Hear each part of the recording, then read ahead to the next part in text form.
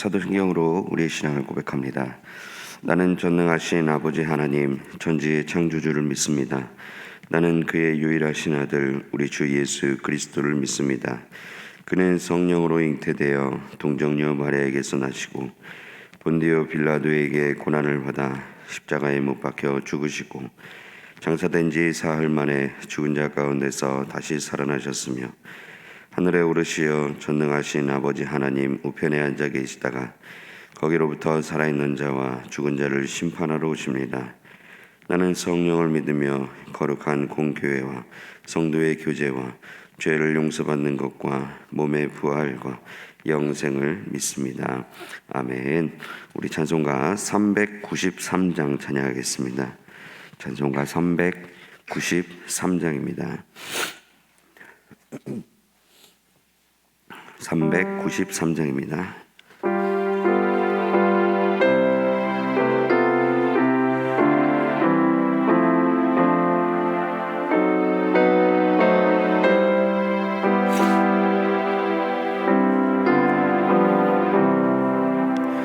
오 신실하신 주 내 아버지여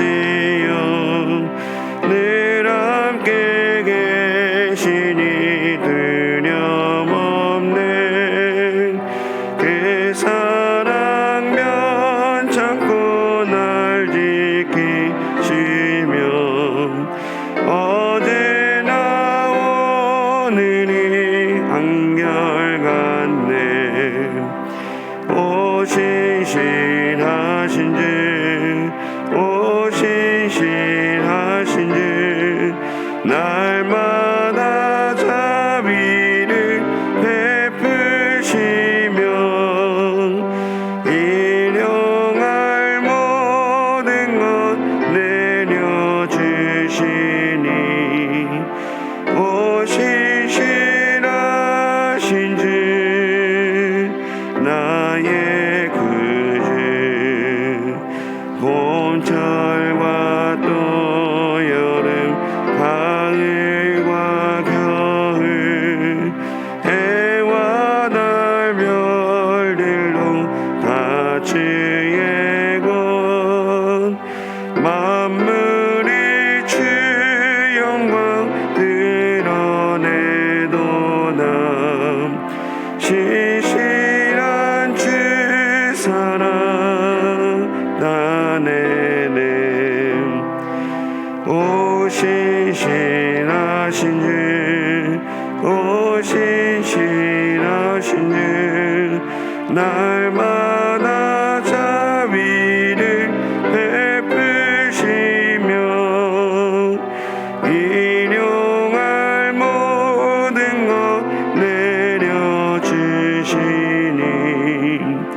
오 신실하신 주 나의 구주 내 죄를 사하여 아니하시고 주 친히 오셔서 인도하네.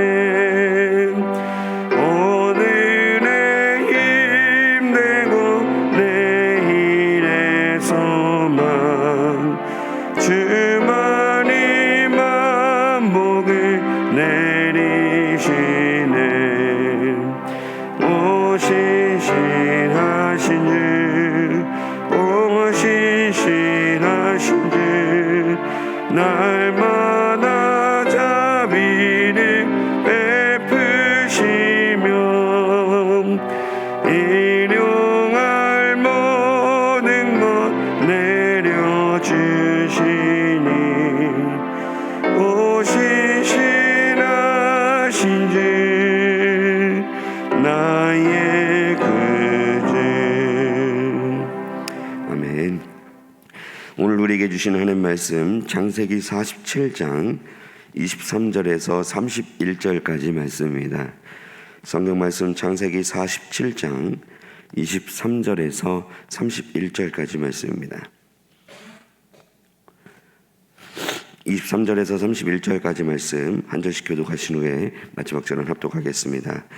요셉이 백성에게 이르되 오늘 내가 바로를 위하여 너희 몸과 너희 토지를 샀노라. 여기 종자가 있으니 너희는 그 땅에 뿌리라. 추수의 5분의 1을 바로에게 상납하고 5분의 4는 너희가 가져서 토지의 종자로도 삼고 너희의 양식으로도 삼고 너희 가족과 어린아이의 양식으로도 삼으라. 그들이 이르되 주께서 우리를 살리셨사오니 우리가 주께 은혜를 입고 바로의 종이 되겠나이다. 요셉이 애굽 토지법을 세우매 그 5분의 1이 바로에게 상납되나 제사장의 토지는 바로의 소유가 되지 아니하여 오늘날까지 이르니라. 이스라엘 족속이 애굽 고센 땅에 거주하며 거기서 생업을 얻어 생육하고 번성하였더라. 야곱이 애굽 땅에 17년을 거주하였으니 그의 나이가 147세라. 이스라엘이 죽을 날이 가까움에 그의 아들 요셉을 불러 그에게 이르되 이제 내가 내게 은혜를 입었거든 청하노니 내 손을 내 허벅지 아래에 넣고 인애와 성실함으로 내게 행하여 애굽의 나를 장사하지 아니하도록 하라. 내가 조상들과 함께 눕거든 너는 나를 애굽에서 메어다가 조상의 묘지에 장사하라. 요셉이 이르되 내가 아버지의 말씀대로 함께 읽습니다. 행하리이다. 야곱이 또 이르되 내게 맹세하라 하매 그가 맹세하니 이스라엘이 침상머리에서 하나님께 경배하니라. 아멘. 기도하겠습니다. 살아계신 하나님 아버지, 은혜를 감사합니다. 지난 간밤에도 저희들을 주님 품 안에서 편히 쉬게 해주시고 또 이 새벽에도 저희들을 주 앞에 불러주심을 감사합니다. 오늘도 저희들에게 새날 주시고 또 생명 주시고 건강 주셨는데 이 한 날도 주님과 더불어 동행하게 하시고 주를 기쁘시게 하는 한 날 되게 하여 주옵소서. 주님께 감사의 예물과 또 1,000번째 예물을 드립니다. 하나님 아버지, 믿음으로 또 순종으로 감사함으로 드리는 예물을 주님께서 기뻐 받으시며 약속하신 하늘의 복과 땅의 복으로 충만하게 채워 주옵소서. 주의 은혜로 종려가장들을 형통케 해주시며 그 자녀들을 축복하여 주옵소서. 예수님의 이름으로 축복하며 기도하옵나이다. 아멘. 이 새벽에도 주의 은혜와 축복이 함께 하시기를 축원합니다. 이제 오늘 말씀에는 이제 요셉이 이제 그 모든 이제 그 애굽에서의 개혁을 이제 마무리하고 또 정리하고 그 다음에 이제 야곱이 자기의 일생을 마치는 이제 그런 얘기로 이제 오늘 이야기가 진행이 됩니다. 먼저 23절부터 이제 27절까지는 그 애굽의 7년 풍년, 7년 흉년이 들었는데 그게 이제 어떻게 마무리되는가 하는 얘기가 이제 나오고요. 그다음에 이제 28절에 31절은 이제 야곱이 이제 생을 다하는 얘기가 나옵니다. 그러면서 이제 요 다음 이제 48장과 연결이 돼서 이제 야곱이 어떻게 이제 자녀들에게 축복하고 생을 마감하는가 하는 내용이 이제 이야기가 이제 진행이 됩니다. 먼저 이제 23절에서 보시게 되면 이제 점점점 이제 흉년은 더 깊어지죠. 점점 더 흉년은 깊어지게 되고 그 다음에 이제 백성들은 먹을 것이 점점 얻게 됩니다. 그러니까는 이제 사람들이 자기의 이제 땅도 팔고 이제 몸도 팔고 이제 더 이상 이제 팔 게 없죠. 다 이제 그 바로 왕의 이제 소유가 돼버린 것입니다. 그러니까 이제 이 다음에는 이제 요셉이 토지법을 거기다가 세우게 됩니다. 24절에 보시면 그들에게 이제 추수의 5분의 1을 이제 처음에 이제 바로에게 상납하도록 이제 그렇게 합니다. 그래서 이제 5분의 4는 너희가 가져가고 5분의 1은 이제 너희가 국가에 바쳐라 이렇게 얘기를 합니다. 엄청나죠. 5분의 1이면은 자기가 일한 수입의 5분의 1이면은 뭐 20%인데 엄청난 거라요. 근데 이제 그 주변 그 당시에 주변 나라와 비교하면은 싼 거라 그래요. 주변 나라는 뭐 40%, 뭐 50% 백성들로부터 그렇게 징수를 했다 그래요. 근데 그런 거에 비하면은 이 20%는 뭐 거기도 훨씬 더 싼 그런 내용이라고 할 수 있겠습니다. 그런데 이제 여기에 대한 백성들의 반응입니다. 반응이 25절에 보면 그들이 이르되 주께서 우리를 살리셨사오니 우리가 주께 은혜를 입고 바로의 종이 되겠나이다. 그러니까 이제 이 20%의 그 세가 이들에게 과하다고 생각하지 않은 거예요. 만약에 20%의 세가 과하다고 생각을 했으면은 당연히 무슨 난리가 났겠죠. 그런데 오히려 이 사람들은 뭐라 그랬냐면은 그걸 고마워하고 있어요. 주께서 우리를 살리셨다. 우리가 주께 은혜를, 여기서 말하는 주는 요셉을 두고 말하는 것이죠. 주께 은혜를 입었다 하면서 굉장히 이거를 이제 긍정적으로 그들이 이제 생각하는 이제 그런 모습을 이렇게 볼 수 있습니다. 그리고 이제 26절에 가면은 요셉이 애굽에 법을 세웁니다. 어떤 법을 세웁니까? 토지법을 세웁니다. 그래서 그 5분의 1이 이제 상납이 되고 5분의 4는 백성들이 할 수 있도록 이렇게 이제 규정하는 이제 토지법을 세우는 것입니다. 이제 여기서 이제 우리가 배우게 되는 것은 뭐냐면 진정한 개혁은 이제 하나님 손에 의해서 이루어진다는 것입니다. 우리가 이제 뭘 바꾸려고 할 때 그게 참 쉽지 않아요.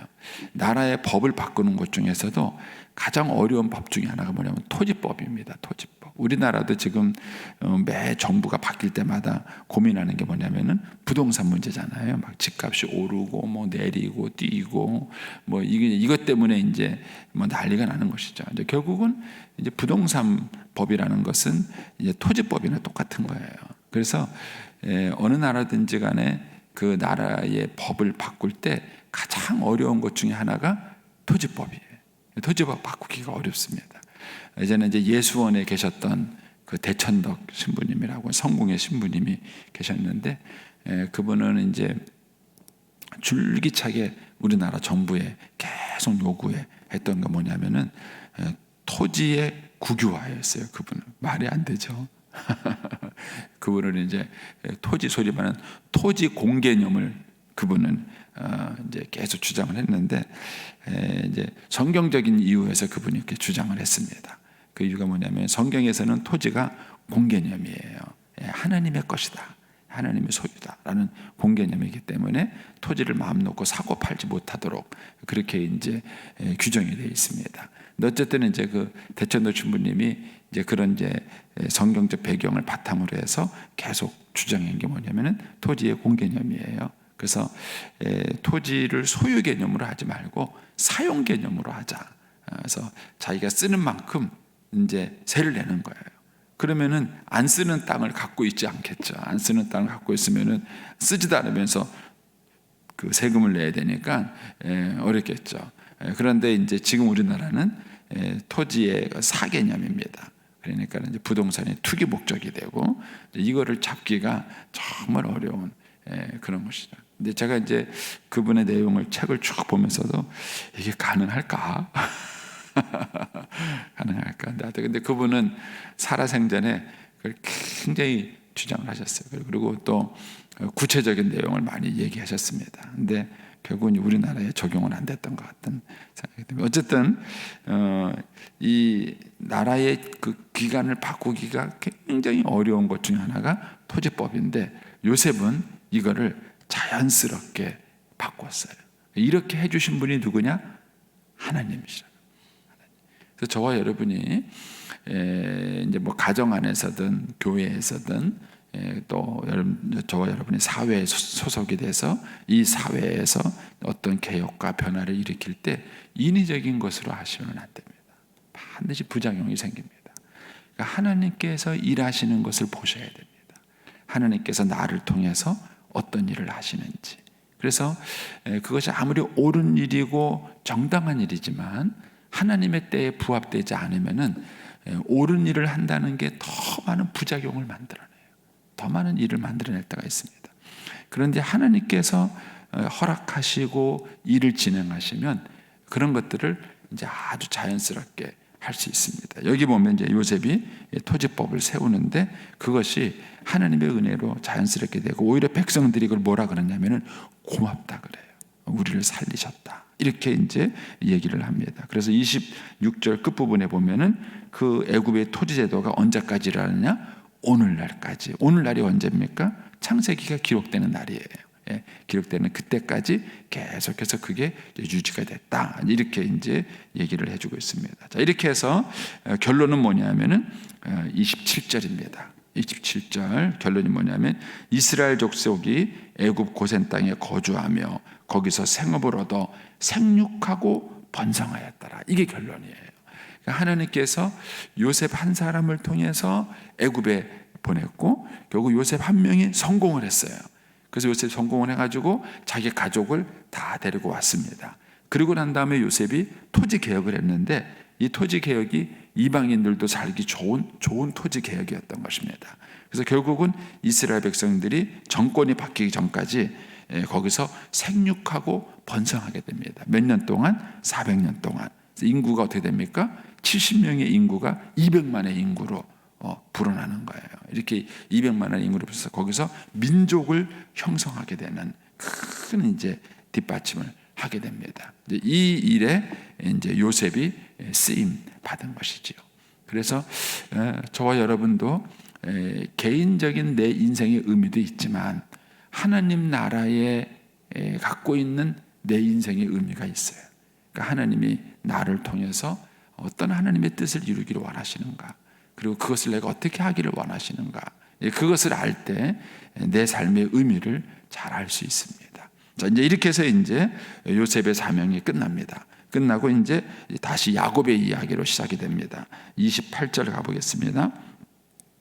야곱이 애굽 땅에 17년을 거주하였으니 그의 나이가 147세라. 그러니까 147세에 이제 야곱이 죽게 됩니다. 그러니까 이스라엘이 29절 이스라엘이 죽을 날이 가까우매 그의 아들 요셉을 불러 그에게 이르되, 그러면서 이제 유언을 합니다. 여러분들은 뭘 유언하시겠어요? 자녀들에게 뭘 유언하시겠어요? 생각해 보셨어요? 여기서 요셉은 뭘 유언하냐면은 이제 내가 내게 은혜를 입었거든 청하노니 내 손을 내 허벅지 아래에 놓고 인애와 성실함으로 행하여 애굽에서 나를 장사하지 않도록 하라. 예. 야곱의 유언은 뭐냐면은 자기를 애굽에 장사하지 않게 하는 거였어요. 그리고 30절에 내가 조상들과 함께 눕거든 너는 나를 애굽에서 메어다가 조상의 묘지에다가 장사하라 그랬습니다. 이걸 왜 그랬을까요?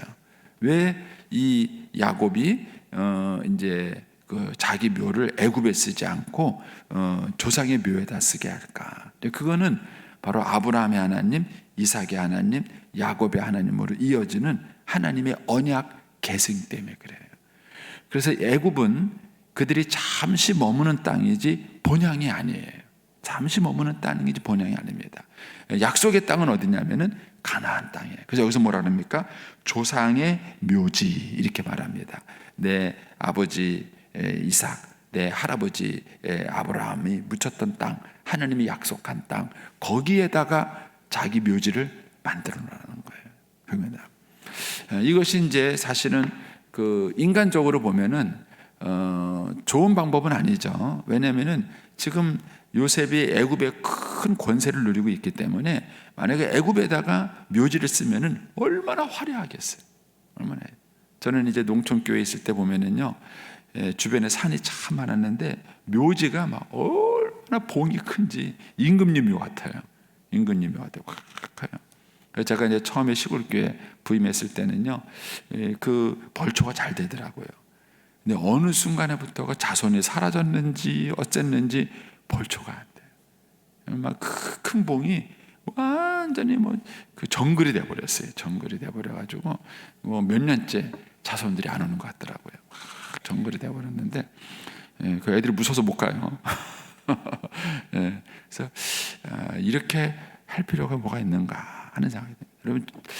여러분들의 묘지를 어떻게 하느냐 하는 것은 대단히 중요해요. 저도 이제 군에서 제대할 때 제가 이제 1사단에서 근무했기 때문에 그 문산에서 제가 이제 제대를 했거든요. 거기 1사단 본부가 있습니다. 그래서 이제 제대하고 떠나오면서 내가 이쪽은 다시는 안 온다 그랬어요. 내가 거기 다시는 오나 봐라 그러고 다시는 안 온다 그랬는데 저희 아버님 산소가 거기 있어요. 그래가지고 뭐 다시는 안 오는 게 아니라 매년 가야 되는 상황이 벌어졌어요. 이제 사람의 인생이라는 게 어떻게 될지 모릅니다. 제가 이제 아버님 산소에 갈 때마다 이 생각이 나요. 부모님이 계시다는 곳은 자녀들에게 잊어버릴 수 없는 거예요. 근데 야곱은 자식들이 하나님의 언약을 잊어버리지 않기를 바라신 거예요. 그래서 조상의 묘에다가 자기 묘를 묻게 맞고 결국 그것을 잊지 않고 자녀들이 다시 애굽에 살지 않고 고향으로 돌아가도록 한 것입니다. 근데 물론 인위적으로 돌아간 건 아니죠. 모세를 통해서 출애굽해서 돌아갔지만 놀라운 사실은 뭐냐면은 이스라엘 백성들이 출애굽을 할 때 요셉의 뼈를 들고 나가요. 나중에 창세기 50장 가면은 이제 이 얘기가 나오는데 뼈를 들고 나가요. 이 얘기는 무슨 얘기냐면 이 야곱의 유언이 400년 동안 계승됐다는 거예요. 여러분들이 자녀들에게 유언한 게 400년까지 갈까요? 여러분 어떻게 생각하세요? 400년까지 갈까요? 그런데 이 야곱의 유언이 400년을 간 거예요. 그래서 이스라엘 백성들이 애굽에 살지 않고 이렇게 떠나서 간 것입니다. 저는 이제 이 말씀을 묵상할 때마다 잘 죽어야 되겠다 그런 생각이에요. 여러분 죽는 것도 잘 죽을 수 있습니다. 자식들한테 갈등을 일으키고 싸움을 일으키고 이렇게 죽을 수도 있어요. 그렇지만은 부모가 죽음으로써 자식을 화해시킬 수도 있고 가족을 화해시킬 수도 있습니다. 그래서 여러분의 죽음을 잘 활용하셔야 돼요. 소극적으로 죽음을 맞이하지 마시고 적극적으로 죽음을 맞이해서 여러분의 죽음을 잘 활용하셔야 됩니다. 저는 이제 무엇보다 야곱은 본향이 여기가 아니다. 지금은 애굽이 가장 화려한 땅이에요. 그렇죠? 주변 나라는 다 지금 흉년이 들어서 엉망이에요. 애굽이 가장 화려한 땅이에요. 근데 이 가장 화려한 땅인 그 애굽을 두고 저 가나안 땅을 약속의 땅으로 유언을 합니다. 그리고 자녀들이 그 유언을 버리지 않는 거예요. 우리 신자들에게 있어서의 영원한 본향은 어디예요? 하늘나라입니다. 여러분 자녀들에게 이 땅의 재물을 많이 쌓으면서 하늘나라의 소망을 가르쳐 준다면 믿을까요? 믿지 않습니다. 자녀들은 천국을 믿지 않습니다. 여러분 정말 천국을 믿으시려면은 자녀들에게 정말 천국을 믿는다면은 내가 천국의 보물을 쌓아야 돼. 여기에 이제 제2의 거듭남으로 이렇게 얘기했는데 제가 박상준 교수님을 만나서 이제 저 부분을 정말 생각을 많이 했어요. 우리나라 한국 부모님들은 정말 하느님을 믿지 않아요. 그러니까 보물을 하늘에 쌓질 않아요. 이 땅에 쌓아요. 자녀들을 하여금 이 땅이 좋다는 얘기를 은근히 강조하는 거예요. 자꾸 강조하는 거예요. 그러니까 부모가 입으로는 천국을 말해도 쌓는 거는 여기다가 보물을 쌓기 때문에 아이들이 천국이 소중하다고 생각하지 않습니다. 이게 지금 우리 한국교회가 갖고 있는 문제입니다.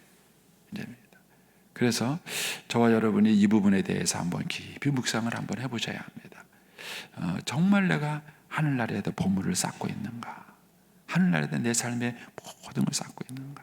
그래서 이 야곱은 마지막 자기의 죽음을 사용한 거예요.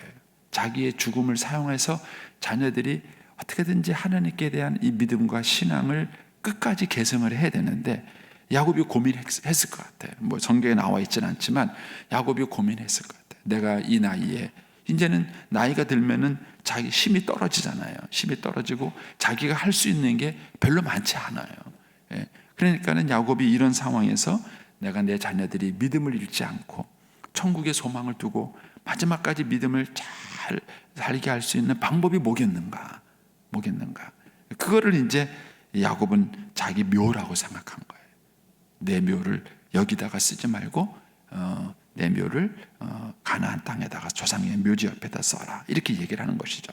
자, 이 마음을 가지고 29절을 다시 한번 보세요. 거기 보면은 이스라엘이 죽을 날이 가까우매. 그렇죠? 갑자기 죽는 사람은 이런 걸 준비할 새가 없는 거죠. 근데 죽을 날이 가까운다는 얘기는 하나님이 이 준비를 시키는 거죠.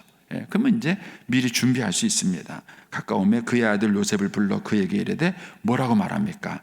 내가 내게 은혜를 입었거든. 이렇게 말을 해요. 여러분 부모가 죽은 다음에 자식이 힘으로 안 돼. 제가 가장 대표적인 게 중에 하나가 제가 밀양에 있을 때 권사님 한 분이 자기 시신기증 하겠다 그러더라고요. 본인은 이제 다 해서 시신기증 하겠다는 거예요. 그런데 이제 병원에 가서 이제 서류를 다 갖고 오셨더라고요. 갖고 다 와셨어요. 근데 이제 보증인이 또 필요한 거예요. 저한테 갖고 오셔서 저보고 보증을 하라고. 그걸 이제 갖고 오신 거예요. 근데 제가 그랬어요. 권사님 이거 자녀들이 허락하지 않으면 안 됩니다. 본인이 아무리 병원에서도 실제 그 서류를 요구합니다. 자녀들의. 그런데 거기에 자녀들의 서류를 사인을 해요. 사인을 했어도 마지막에 이제 어르신이 돌아가시고 난 다음에 그 당시에 그 장례식 날 가서 자녀들이 반대하면 안 돼요. 반대하면 안 돼요. 그러니까는 부모의 뜻을 자녀가 받아줘야지 되지, 아무리 부모가 거기다 서류에 사인하고 다 했었고, 또 부모가 살아생전에 자녀들 불러다가 다 사인해라 그래갖고 다 사인을 했어도 마지막에 장례식 때 자녀들이 안 되면 안 되더라고요.